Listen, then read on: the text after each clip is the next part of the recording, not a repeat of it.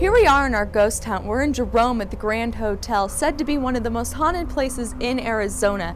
It was originally a hospital, opened in 1927 and closed in 1950. It was then vacant for about 44 years. We're here to see if we can find some of the ghosts that are said to live here. Let's go see if we can find them.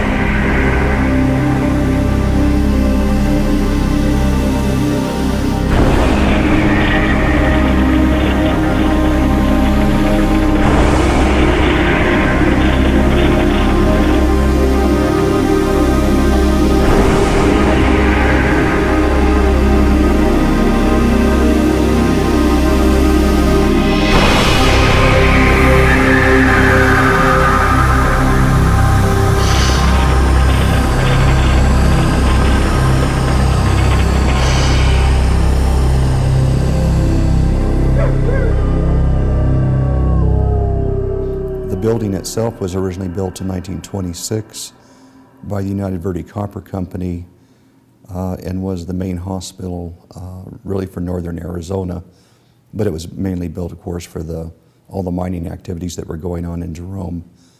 It closed in 1950 and the hospital down in Cottonwood was brought up to par because they were taking this out of service and it was not used from 1950 until we purchased it in '94. This was written up in 1930 as one of the most modern hospitals in the western states. And even the rooms were wired for antenna. Of course, they had no television, but they had radios, so you could plug your radio in, and most of the older radios took antennas, and the building was wired for radio antennas. But it had full call service, major, minor surgery, you had delivery room, nursery, and they basically took care of almost anything that would happen from influenza or a mining accident. They also were involved when polio was prominent. So they really went through, it was a full service medical facility, and it was one of the best in Arizona. But it was just the population was going to be going too low because they were closing the mine, so they closed the building down. Pretty much we got the impression with a lot of kids breaking into the building during the 70s and 80s and 90s that the building got a reputation for being haunted after it closed down. But talking with some of the nurses that used to work here, found out this building had a reputation for being haunted since 1935. This former nurse laughed and she said there were things going on here long ago. And I said, well, give me an example. The nurses' station was located on the second floor, which is the third level. And there at one end were the two men's wards, and at the other end was the children's and women's wards. And at that time, things were very slow. Very few people in the hospital at that time. But she was in the nursing station, and one gentleman had just been operated on, and most of these people knew each other. And say his name was Jim, and he was rolled in to the men's ward. He was the only patient in there. Had just undergone surgery and was coming out of the anesthetic ether they were using then. And she said, but he was not fully awake and he wasn't able to walk or anything. She was in the nursing station and all the call lights, which I believe there were 10 of them, lit up one at a time. She said it took about 5 seconds for them all to come on. And she walked out and directly down to the ward, and there is nobody in there except Jim, who is laid in bed. And she asked him, she said, how did you turn all the call lights on? And he just looked at her and he said, well, Frank Smith did it. And then she said he just turned over and went back to sleep. And she said Frank Smith had been dead for 2 years. Since then, they said that guaranteed, the nurses all told us, this building's haunted. They said you will see the bearded man walking around. Pretty much strange things, strange occurrences have been going on ever since we've been working here.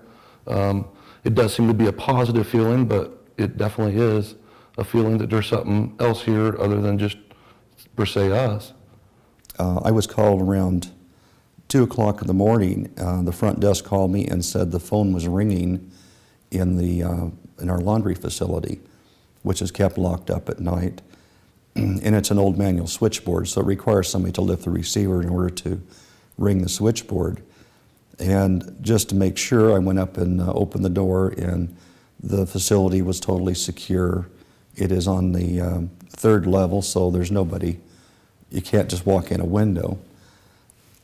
I don't know how the switchboard would operate. I mean, it's all mechanical, so it does require a movement of something in order to make the phone ring. But I could say, well, it was a fluke or one of the points stuck in the switchboard. For a long time, my partner said we weren't allowed to talk about the ghost. He didn't want the stories documented.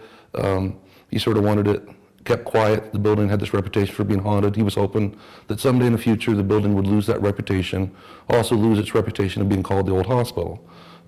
Basically, neither one happened. So eventually I was able to talk him into starting up a ghost hunt that we do currently. That's helped us with a lot more documenting of the ghost stories and different things. There's been so many. It's people have checked in where they came looking for ghosts, and this was before we did the ghost hunt. So my wife told them a few ghost stories. They were so scared that night that they spent the night in the couch in the lobby. We probably had a couple guests that said they could not stay here. But for the most part, people that don't know about the ghost have a good time here. The ones that come looking for ghosts definitely seem to find something. But then there was one other nurse that said, I believe this building's been haunted since 1935. And the other nurses kind of knew what she was talking about, but we said, well, what happened in 1935? And she said, well, that's when my friend Claude Harvey perished underneath the elevator.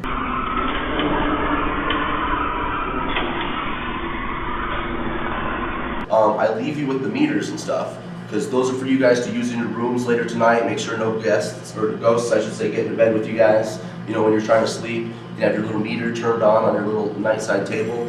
But that's why we leave you with that stuff. We take the cameras back to get the photos off of it. But if you all still have cameras of your own that you brought up here, you can continue going around tonight and kind of looking for some of these readings and some of this activity. Take photos in the hallways. I don't know what to point at, you know, just different stuff. Yeah, just point it.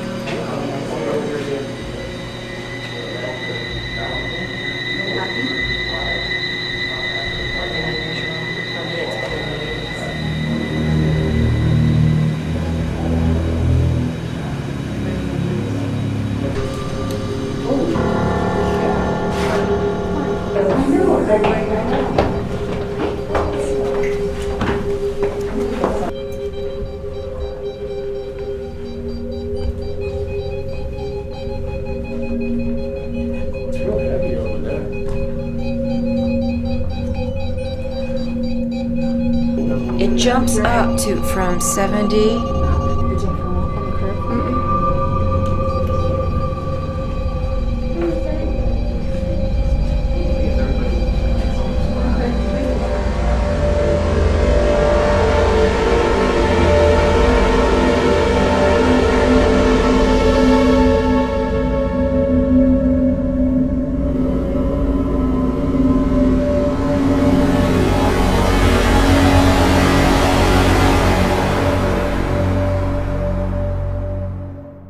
Oh, the most haunted room has always been room 32.